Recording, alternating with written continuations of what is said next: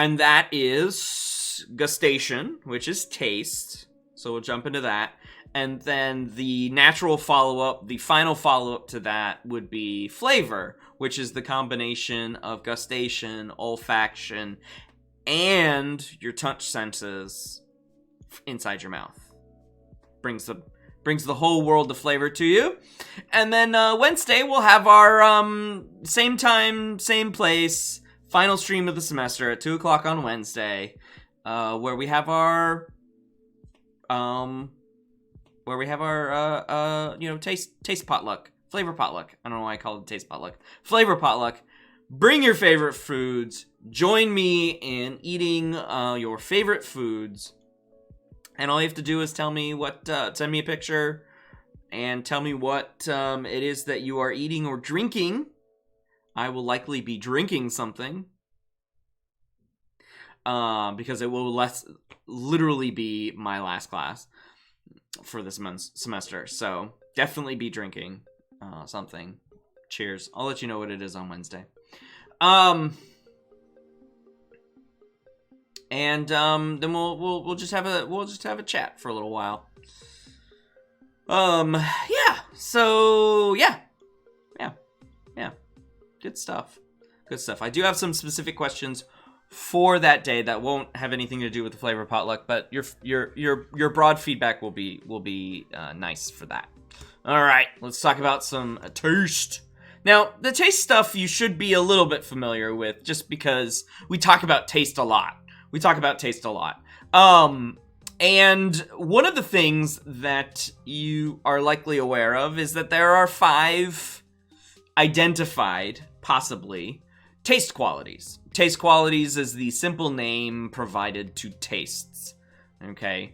So we've got our salty things that are full of salt, our alkaline metals, okay, mixed with a gas of some sort, usually chlorine with one of the alkaline metals. Sour, okay. This usually is a response to acids, okay. Sweet, which is usually a response to sugars. Bitter, which is usually a response to things that aren't salts, acids, or sugars. Generally, bitter things are things that are possibly toxic in high quantities. So that's what's bitter. And then I would say in the last 30 years or so, a 5th taste quality, which is part of the compendium of the taste qualities. It used to be just those first 4, but now we have umami. Umami, which was first described by Japanese, which is why it has a Japanese name. Because they had a word for it. And it was something that is meaty, brothy, or savory.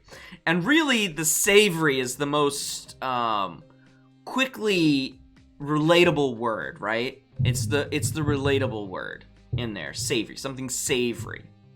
And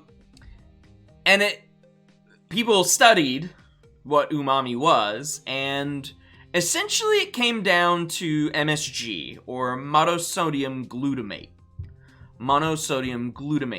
Now, if you've ever seen MSG, it looks like long salt crystals. They're not this long, but they're much longer than... They're like salt cylinders, essentially. And they're clear, and you can get them in, a mixed seasoning pack or whatever, something with salt, right? So you've got your table salt, which is sodium chloride. This is... magnitude of the various taste qualities here, right? So this is potassium chloride, which is another kind of salt. You can see that salty is much higher than the rest of the 3. And then here we have sodium nitrite, nitrous, sodium nitrate. I think is an acid. I don't know. Emma, you can help me out with that. Is it nitrite or nitrate? NO3. Anyways, these are, and you can see then there's a lot of variation there in what sodium nitrite or nitrate.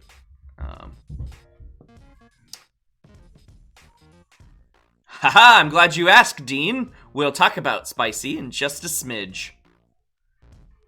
Hang tight. Spicy is a flavor. But yeah, hang tight. That's a great question. That is a great question. Okay. So where do these taste qualities come from? Well, I sort of went through this already, so I'm just going to throw them up, right? So sweetness is something that has sugar in it, and so it has nutritive value to it, right? So we ingest things that have sugar because our body needs all the sugar, right? Bitter, harmful substances, so lots of things are bitter in large quantities can kill us. So our ancestors figured that out for us, which is great. Salty. I don't know why I said sodium, because it doesn't have to be sodium, but generally speaking, a lot of the salt that we find in our diets is from sodium chloride, and that's why your nutrition facts on your labels have the amount of sodium in them, okay? Because that's the most commonly occurring natural salt, okay? You can have other salts like potassium, so your bananas have a lot of potassium in them, okay? In the form of the salt that's in them, in addition to a bunch of fructose, which is fructose and sucrose, which is generally found in fruits. But there's no real good connection, I would say, except for salt. All of the other taste qualities tend to have overlaps, which is what you saw with sodium nitrate over here. Really should have looked that up before we went on. Oh, look, it's a wild Ellie has appeared with a piece of bread. This is how weird she is, right? She eats just straight up bread. So, taste receptors, and Ollie's coming down with an apple. So, taste receptors. Ollie, how's that apple taste? Yummy. Does it taste sweet? Is it a little tart? Is it a little bit sour? Yeah. Yep. See? Ellie, how's that bread taste? Does it taste like starch? Yeah. She has no idea what I meant. All right. So your tongue is the main place for plain bread with nothing on it. Crazy creatures. Dad, that's uvula. No, it's not a uvula, but that's close. It kind of looks like it. No, it's your tongue. Your tongue has taste buds, and in those taste buds are papillas.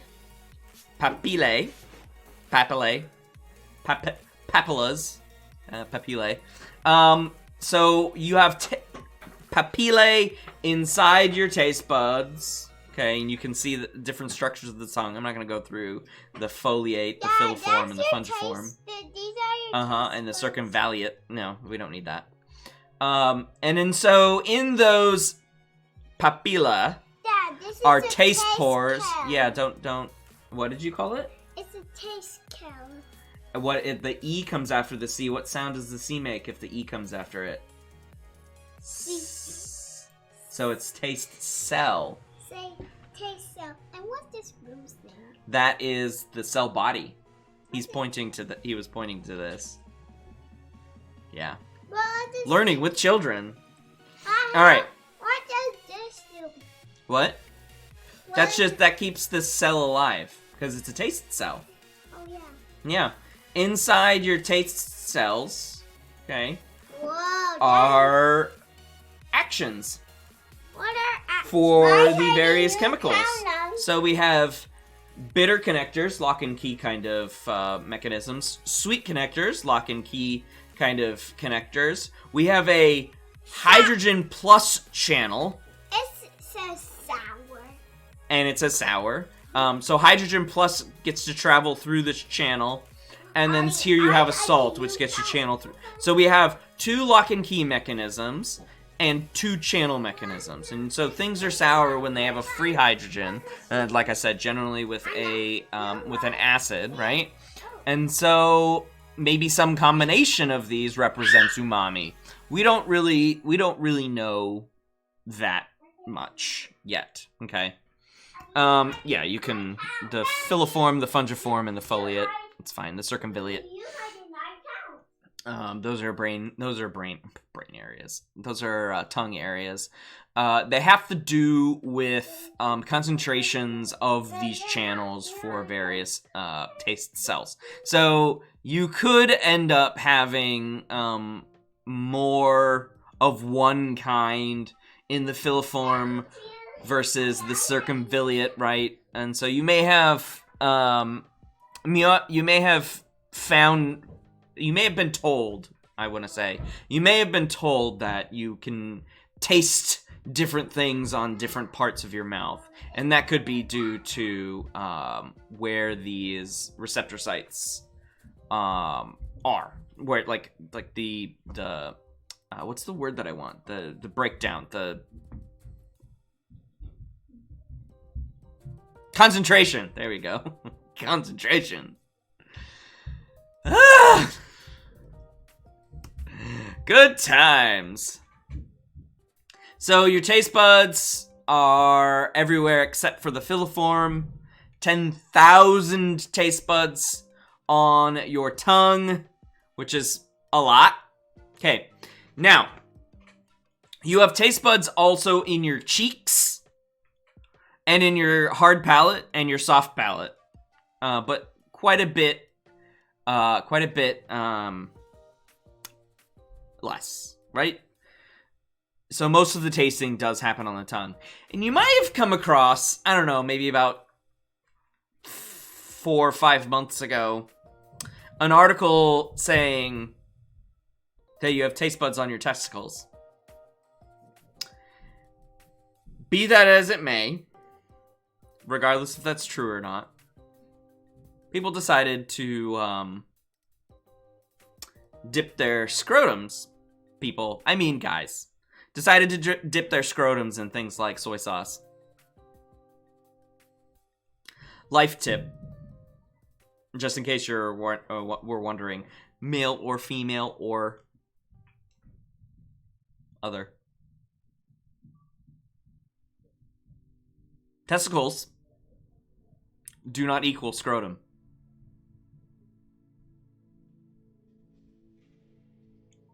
Don't dip your stuff in. Don't dip your. Don't dip. No, don't.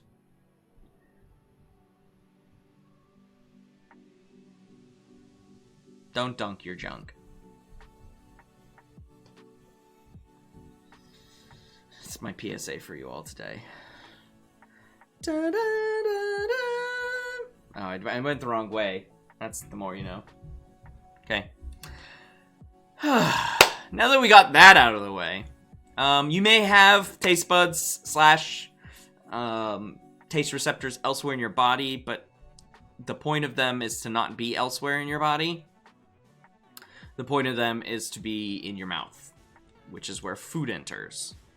Okay.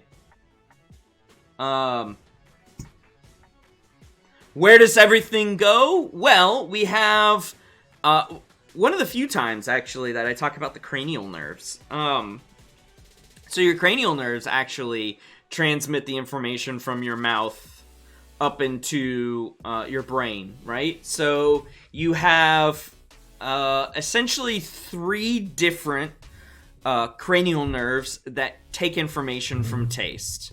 So you have the chorda tympani nerve, which is from the front and the sides of the tongue. So information gets collected. You have that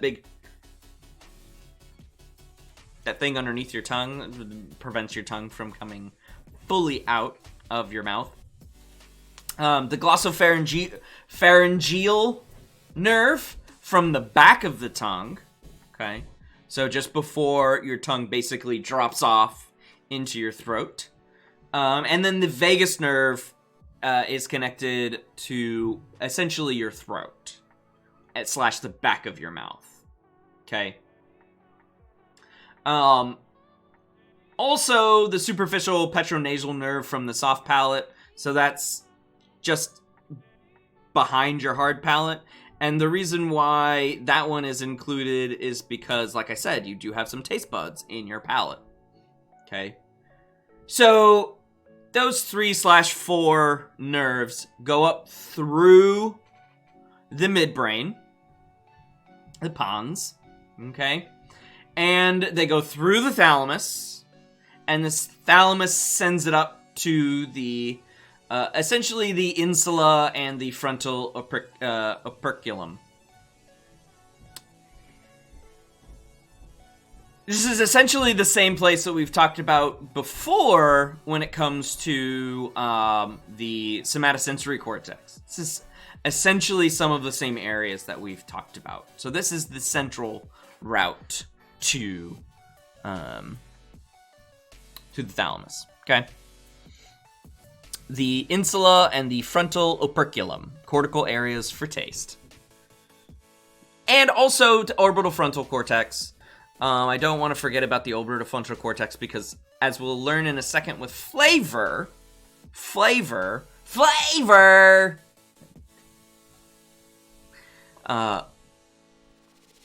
is important with taste too. I mean, raise your hand if you've ever had a cold, which has completely stuffed up your nose, right? Mucus all over your nasal cavities, and you can't taste worth of shite. Right? Raise your hand. And what I mean by that is say something in chat. Okay. So, we want to include the orbital frontal cortex in that one because taste is connected to smell. And as we talked about on Friday, one of the main areas for olfaction is the orbital frontal cortex because the olfactory bulbs essentially just go right there. It's perfect. It's perfect. Yeah. So that's how the two senses are connected there. And that's essentially the main way that they're connected. And then once we go from the orbital frontal cortex to anywhere else in the frontal lobes, that's when we get to determine things like flavor. Okay, so hold the phone on that one. Hold the phone on that one. So, I do have another question for you, chat. Okay, so there is a class of people, and I was going to get some of these, so again, another missed opportunity here for the class. I was going to get some of these taste strips, so you could help identify yourself if you haven't done so already. So there are a group of people that have taste buds for a particular chemical, 6N propylthiouracil. I don't know if I said that right, but we'll call it prop. Okay. Thiouracil. Okay. Propylthiouracil. There we go. Propylthiouracil. Chemistry. What is that? Prop. These are called prop super tasters. Okay. Prop super tasters. Also, phenylthiocarbamide is another way that you can test this in somebody. And so here's the deal. This is how you do it. You have a strip that has one or both of these. Usually it's a prop. Okay? You put it on your tongue. If you can't taste anything, then you don't have the buds. You don't have the buds for this particular compound. If you do have the buds for this particular compound and it tastes like something, I actually don't know what it tastes like because I am not a prop super taster. But it tastes like something to prop super tasters. I'm sure people have described it with words. And so we have people who... now you can differentiate how many taste buds they have, right? So we have super tasters, tasters, and non-tasters. I am a non-taster of these two chemicals, okay? Of these two chemicals. And you can classify people based on what they can do. So it has to do with quantity of taste buds. It has to do with quality of taste buds because of the receptors being specialized to these particular chemicals. Okay. But here's the downside. And these people and their ancestors. So does anybody know if they're a super taster? Let me know in chat. Because I'm interested to know if you know you're a super taster. So, a couple of the ideas surrounding super tasters have to do with have to do with what the evolutionary advantage is. So if you or your ancestors were a super taster, it may be because you were the one who had to taste the new thing to determine whether or not it was good enough to eat, right? Because what it appears is that super tasters are more sensitive to bitterness. Okay. So anybody drink black coffee? Anybody like drink their coffee black? I don't know who you are, but anybody drink their coffee black? I'm not a super taster, but I still can't deal with the bitterness. And Dean, I feel you on that one. I was totally gonna do it like we did at the beginning of this semester with the miracle berries. It was gonna be fun. I was gonna get some prop strips.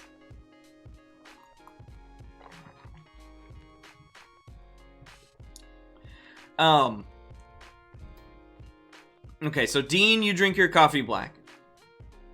Okay. Great value superhero. Yeah, it's like, hey, we have this substance here. We need somebody to taste it. Never fear, super taster is here.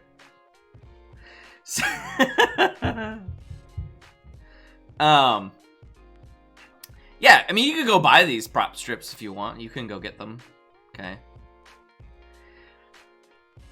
So, I'm going to take coffee. So, coffee is extremely bitter, which is why most people need cream and sugar. One or both, or one or the other, or both. I am not one of those people. Okay. Super tasters cannot stand black coffee. It's too bitter. So, evolutionarily speaking, why do these people exist? Well, they could have just mutant genes. I don't know. A la Hunter's suggestion of superheroes. Or they are descendants of somebody that was crucial evolutionarily in hunter-gatherer tribes of, here's a new food, let's taste it and see what happens. Right? It's a pretty important job. And so if you're like, ooh, this is just really bitter, then your kin could be like, okay, well, we won't eat it. I think that's a great job. These days, not so much all that helpful. Makes people think that things are more bitter than they are. Speaking of, in taste tests, if you're trying to get at, like, you know, what does taste quality do to mood, this, that, and the other thing, like other cognitive things, the substance that is generally used, the substances that are generally used, so for sour, citric acid is found in your acidic fruits like oranges. So this is just pure citric acid, which is, I think, has a pH of like 3 or something. Not super acidic. 4 maybe not 3, maybe 4, something like that. You could also use vinegar, but people like hawk at vinegar, so maybe you don't want to use that. For sugar, sucrose or fructose water. Generally speaking, it's sucrose water. So sugar water. Something that you would, like, if you want to get ants out of your house, you would use some sugar water to get them out of your house and, you know, bring them to their demise, right? For bitter, for salt, it's salt water. Just dissolve salt in water. Table salt in water. And then for bitter, it's a substance called quinine. Quinine. You may be familiar with quinine. There's really nothing that you could make MSG for umami, I guess. Dissolve MSG in water. It is water soluble, but I don't know how good I've never seen it actually dissolved in water. It is water soluble, I know that. But quinine. So if you're curious about how well you can handle bitter tastes, just do some quinine. Don't know what video this is. Oh yeah, flavor of the week. I'm not gonna play it. American Hi-Fi. Oh wow, these guys are old now. Just saying. All right, let's talk about flavor. Let's talk about flavor. That's when You move the stuff into your mouth, and you're talking about smell, you're talking about taste, obviously, it's in your mouth, and you're talking about other sensations, like all of the cutaneous senses that we're talking about. So, touch, vibration, and like the nociceptors, like heat, cool, pressure, all of these things that are inside your mouth come together. Now, the other sensations we can call as texture and mouthfeel. Okay, texture and mouthfeel. So you have the smell, you have the taste quality. So smell would be as best you can describe it, right? What's the aroma? What's the odor? Again, English humans/English do not have a great vocabulary associated with smell. So smell as best you can. Describe the smell. Describe the taste quality. That's easy. We have the words for that. It's got a bit salty. It's a bit savory. I taste tones of bitterness here and there. So that you've got your smell, you've got your taste, and now you've got your mouthfeel. Okay? And mouthfeel includes things like the burning hotness of hot peppers. Okay?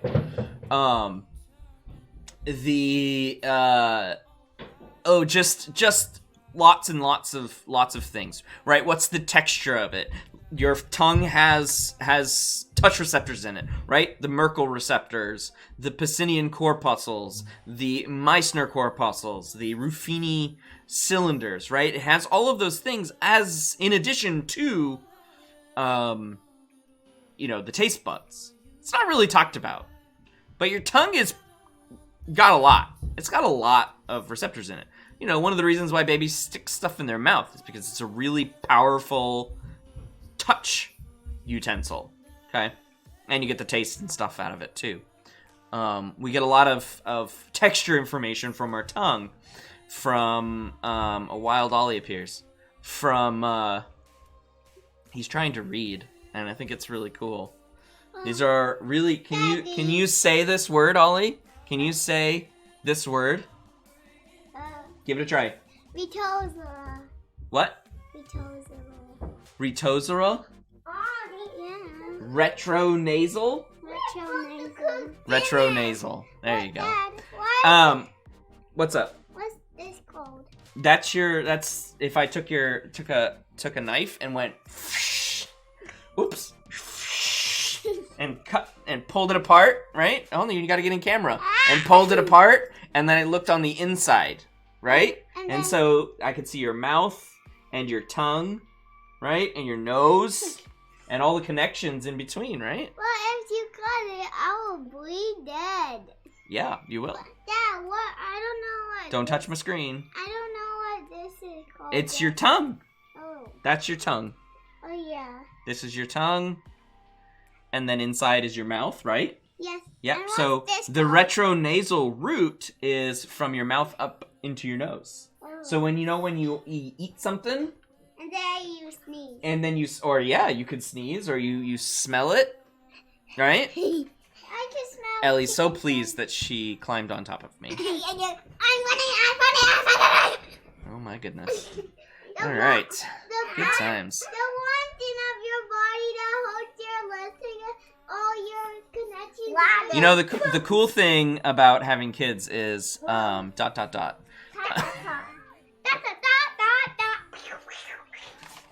Ooh. Hey, It's interesting. why does Taste isn't, generally speaking, Daddy? determined. Ellie, be careful. Daddy, Isn't really determined by your tongue, but it's influenced by olfaction, Daddy, as you have opposed go to upstairs. MSG. As opposed to something like MSG, which is 100% your tongue. How it works, I don't know. You would think I know, but I don't really know. Here are a couple of examples from your book, okay? So this is a study there where people had their nose clamped shut or not. So, sodium oleate. Sodium oleate. You can imagine that this is very salty. Yes? With their nose clamped, these these folks mostly mentioned tasteless. When it opened, they were like, oh yeah, that's soapy. Soapy? Okay.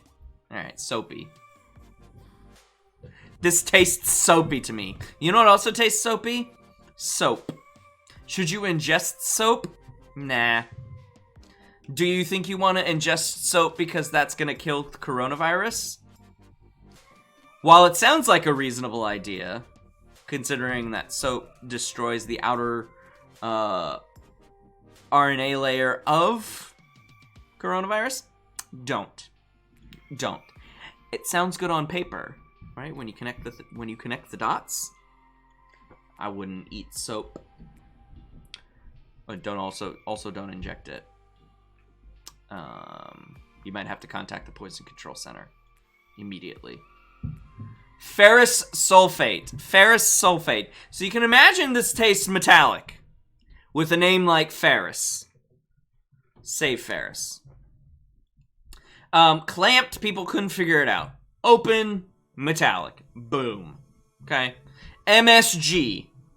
Here's where MSG comes in, and being not controlled by olfaction or the orbital frontal cortex at all. People clamped or open were able to tell that it was salty. I think that's pretty cool. Okay. Yep, orbital frontal cortex.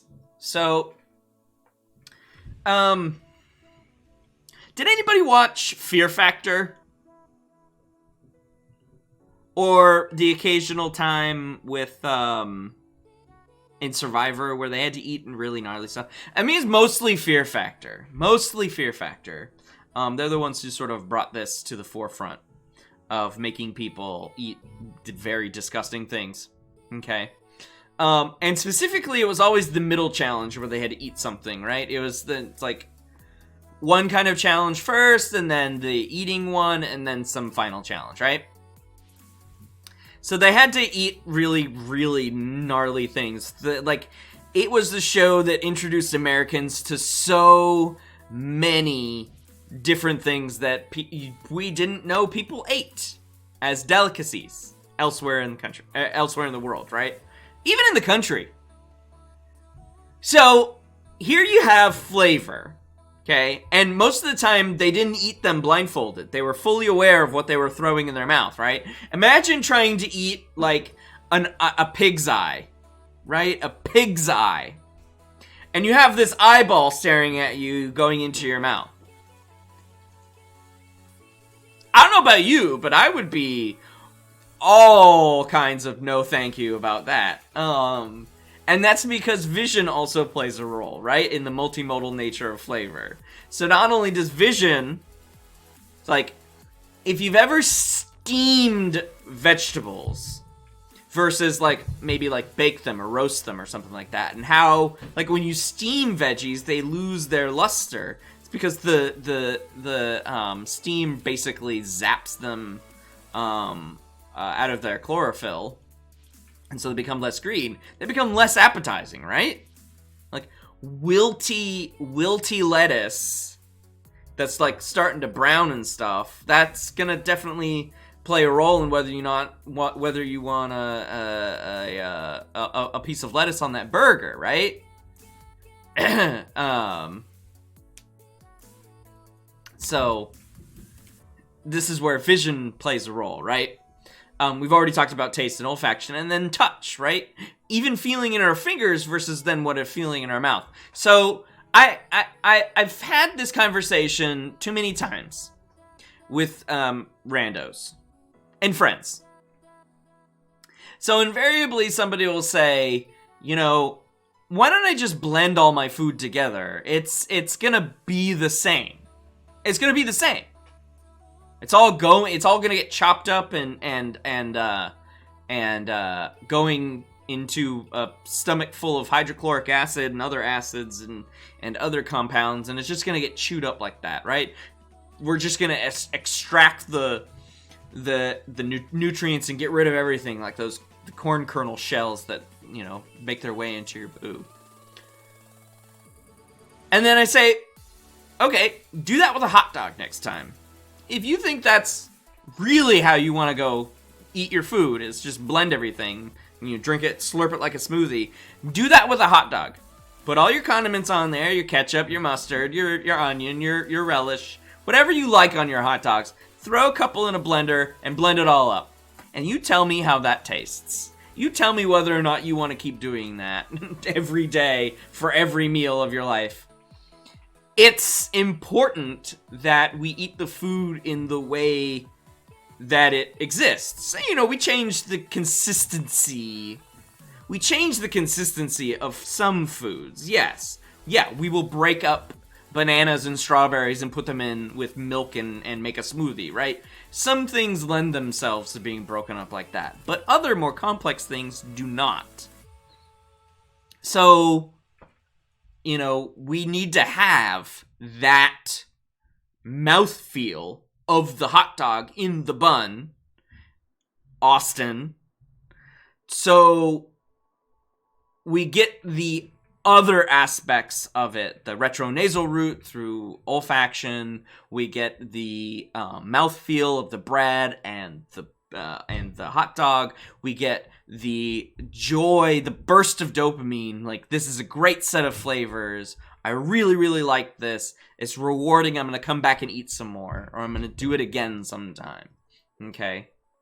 And so the idea with all of with flavor are these bimodal neurons. Neurons that handle both smell and taste. Okay? And most of them tend to be in the insula. As you can see, the insula is very important for connecting the olfactory mucosa, the olfactory bulb, and the orbital frontal cortex with the amygdala, the hypothalamus. And this is where food really becomes one of those, food enjoyment, food as a socializer. This is where food really becomes a cultural thing as opposed to a survival thing. Because we connect taste with smell, with touch, with vision. These get connected to our emotions. These get connected to our memories. These bring us together with people, which is a part of the reason why I do a flavor potluck at the end of Sensation and Perception, is because it is literally the thing to do. We do this with food. Every culture uses food as a way to socialize. When was the last time you went, before COVID, when was the last, you at a party, you had food and beverage, right?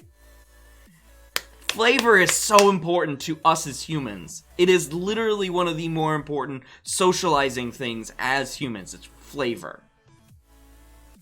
And I bet you never actually thought about that.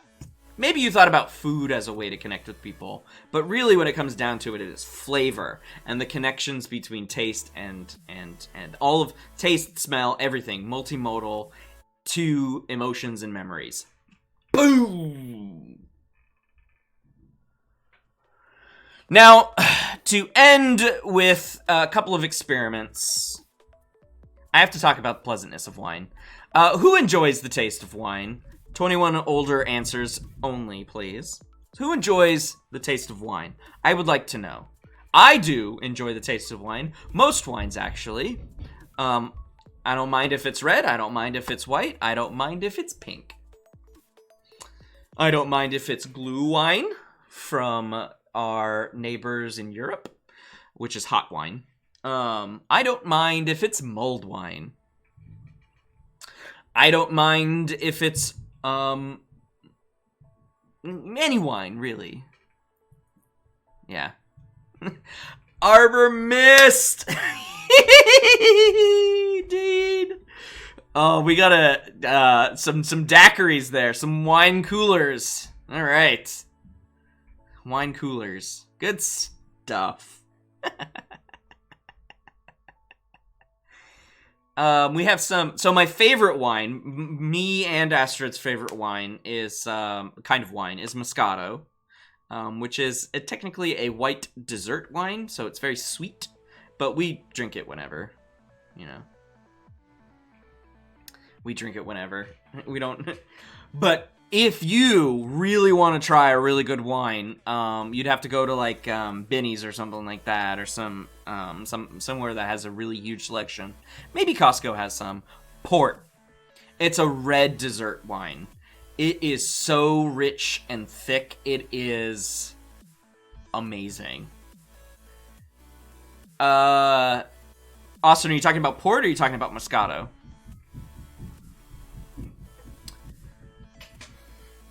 If you ever have the opportunity, if you ever find yourself in Santa Barbara, California,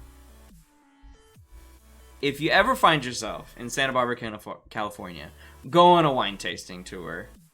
Either in the Funk Zone, which is the downtown wineries area, do some wine tasting, or if you go up into the valley and go to actual wineries, and do tastings there. If you ever find yourself in that area, tell them Dr. Swan sent you.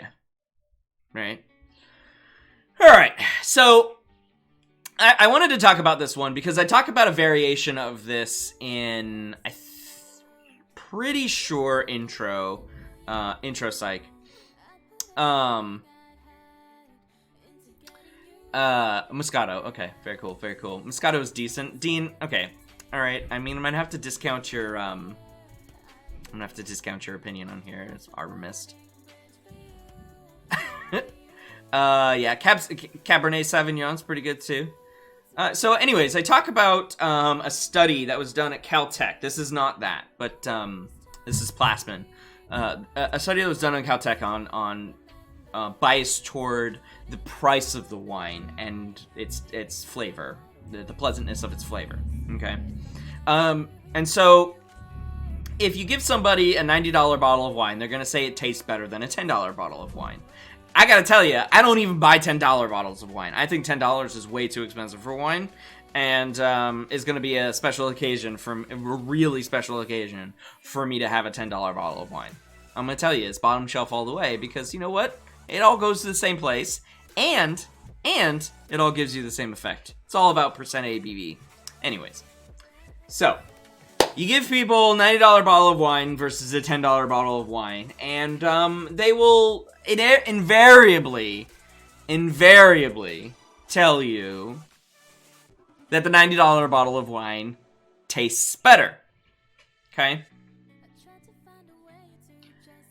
And so that's another aspect of flavor that isn't really talked about with just food in general, but with things that are like specialty items, things that, you know, are worth it, where price generally means something more.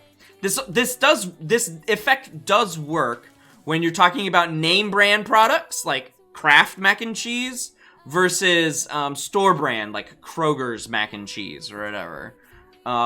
Essentially the same product, maybe different recipes here and there, but essentially it's macaroni shaped pasta and some cheese sauce that is reconstituted from powder form by the use of milk and butter. You know, it's essentially the same thing, but you'll get this effect that the Kraft mac and cheese tastes better than the Kroger mac and cheese, right? But we focus these studies are done with wine and other alcohol because of this top shelf, bottom shelf kind of effect, or even this $10 bottle of wine, this middle shelf effect, right? Top shelf versus middle shelf versus bottom shelf. All you have to do is change the label on these things, and people's biases will then switch to the other bottle. So if we put the $90 label on the $10 bottle of wine, people will say that tastes better. People will say that flavor is much fuller than anything they've tasted before. Put the $10 label on the $90 bottle of wine, and they'll say the exact opposite. They'll say the $10 bottle of wine wasn't as good as the other one. And that's what this graph shows you right here. Okay? And if they're presented with no price, then people like them just the same. So, yeah. Vodka or gin guy, Dean? I like where your head's at. But we're talking about wine here. Another experiment with with satiety and flavor. So feeling full, satiety. I always pronounce it different ways, and I don't know. Satiety. Satiety. Satiety. Satiety. So feeling full. Okay, feeling full. And whether or not somebody would prefer a banana or vanilla. Okay. I think they were just vials of the, oh no, it's, wait, it was pleasantness, pleasantness for rating banana and vanilla odor before and after eating bananas. Okay, so they were eating bananas, and whether or not they liked smelling bananas before or after eating bananas. And you can see that once you're done eating bananas, you don't really want to smell bananas anymore. You're done. You're like, okay, I'm done. So feelings of hunger or satisfaction, so not hungry, feeling full, changes the way you want, you like the food, the smell or the odor and all that stuff, right? And then this is orbital frontal cortex activation. So lots of activation after eating bananas for vanilla. Increased liking for bananas after eating, or vanilla, sorry, after eating bananas. And that's it. That's it. Flavor potluck on Wednesday. Are there